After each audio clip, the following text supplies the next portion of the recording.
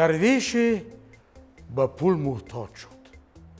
کسی گفت که فلان کس مال و ثروتی زیاد دارد، اگر از محتاجی تو آگاه شود زود حاجتی تو را میبرارد.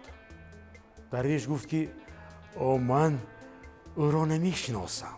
گفت من تو را نزد او میبرم. او را به منزل آن شخصی ثروتمند برد. درویش مردی را دید که چهره در هم کشیده و با تکبر نشسته بود.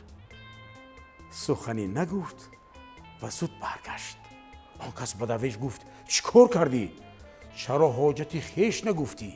گفت بخشش او را به دیدار ناخوشایندش بخشیدم، یعنی عطای او را به لقایش بخشیدم. سوداگری را 1000 دینار خسارات افتاد، یعنی ضرر دید.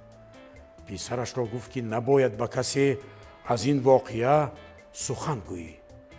پسر گفت ای پدر، فرمانت را اجرا میکنم، به کسی نمیگویم، اما میخواهم مرا از فایده این واقعه را پنهان داشتن آگاه کنی.